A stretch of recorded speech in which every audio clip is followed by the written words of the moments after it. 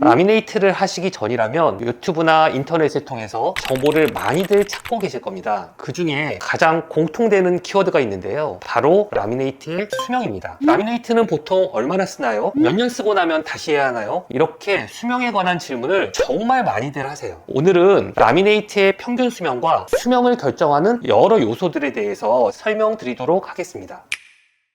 결론부터 말씀드리면 라미네이트의 평균 수명은 기본적으로 10년 이상이라고 말씀을 드리는데요. 다만 이 말은 아무 생각 없이 해도 10년은 무조건 간다 이런 뜻이 아니고요. 조건이 잘 맞고 치료를 제대로 했을 때 10년 이상 수명이 지속된다 이렇게 보셔야 합니다. 실제로 진료를 하다 보면 두세 달 만에 깨져 오시는 분들도 있고요. 한 3, 4년 만에 깨져서 오시는 분들도 계십니다. 제가 한 케이스 중에서는 15년, 20년 그 이상까지도 문제없이 사용하시는 분들이 정말 많으세요. 그럼 같은 라미네이트인데도 왜 이렇게 수명에 차이가 나는 걸까요? 전구로 한번 비유를 해볼게요. 전구는 사용하다 보면 대부분 비슷한 시기에 교체를 해야 합니다. 왜냐하면 이건 소모품이기 때문에 전구에 수명이 있는 거죠. 그런데 이 라미네이트를 전구의 수명처럼 소모품으로 보시는 분들이 계시는데 라미네이트는 소모품이 아닙니다. 어떻게 시술하냐에 따라서 평생 쓸 수 있는 라미네이트가 될 수도 있고 아니면 몇 개월 만에 망가지는 라미네이트가 될 수도 있는 겁니다. 그 이유는 라미네이트가 단순한 재료만의 문제가 아니라 시술 과정, 접착력, 관리 등에 따라서 영향을 굉장히 많이 받는 치료이기 때문입니다. 그래서 이 수명을 결정하는 요소들을 잘 지켜주시는 게 오래 사용하는 비법이라고 볼 수 있습니다. 라미네이트 수명에서 가장 중요한 요소를 하나만 꼽으라면 기존 치아를 얼마나 잘 보존하면서 시술을 했느냐입니다. 그렇지만 이건 환자분들이 직접 할 수는 없는 부분입니다. 왜냐하면 라미네이트 시술은 의사가 하는 것이기 때문이에요. 그렇지만 환자분들이 결정하실 수 있는 부분도 있습니다. 치과마다 라미네이트를 할 때 치아를 다듬는 삭제량이 조금씩 다른데 본인의 치아를 가장 보존하면서 안전하게 다듬는 치과를 선택하시는 게 가장 중요한 부분인 거죠. 치아를 너무 많이 과도하게 다듬게 되면 치아 자체가 약해지게 되고 접착력이 현저하게 떨어지게 됩니다. 그래서 라미네이트의 접착력도 떨어지고 접착 면적도 줄어들고 수명은 짧아질 수밖에 없는 거죠. 반대로 필요한 부분만 최소로 다듬는 최소 삭제로 시술을 했을 때 라미네이트의 접착력도 굉장히 우수하고 장기적으로는 오래오래 쓸 수 있는 유리한 라미네이트일 수밖에 없는 겁니다. 그래서 라미네이트는 얼마나 예쁘게 만드느냐도 중요하지만 얼마나 치아에 손상 없이 안전하게 시술했느냐가 수명에 훨씬 더 큰 영향을 준다고 볼 수 있어요.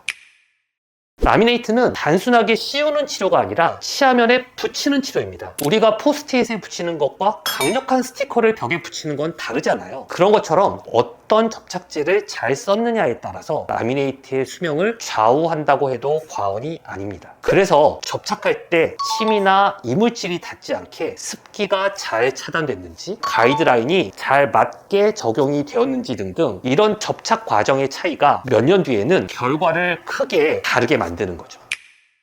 라미네이트가 잘 부착되면 굉장히 견고하고 어떤 걸 씹어도 무리 없이 식사를 하실 수가 있지만 그래도 라미네이트 자체가 강한 힘을 견디라고 만든 치료는 아닙니다. 그래서 주의해야 할 습관들이 좀 있긴 한데요. 특히 이런 습관들은 라미네이트 수명을 눈에 띄게 줄어들게 하는 원인이 되기도 합니다. 이를 자주 간다든지 이를 꽉 무는 습관이 있다든지 질기고 딱딱한 음식을 자주 드신다든지 이런 것들은 라미네이트가 아니라 내 치아도 견딜 수가 없어요. 이런 습관 관리가 빠진 상태에서 라미네이트가 지속된다면 재료가 아무리 좋은 상태여도 라미네이트를 오래 쓰지 못하고 망가질 수 있는 그런 가능성이 높아지는 거죠. 그럼 반대로 라미네이트를 문제없이 오랫동안 사용하려면 앞서 말씀드린 것과 반대로만 하시면 되겠죠. 치아를 다듬는 삭제량을 최소로 해서 치료를 하고 접착 방식도 견고하고 안정적이고 좋은 테크닉으로 시술을 하고 정기적으로 검진도 꾸준히 받으시고 이갈이나 이를 꽉 무는 안 좋은 습관들을 예방하고 그래서 오래 쓰시는 분들을 보면요.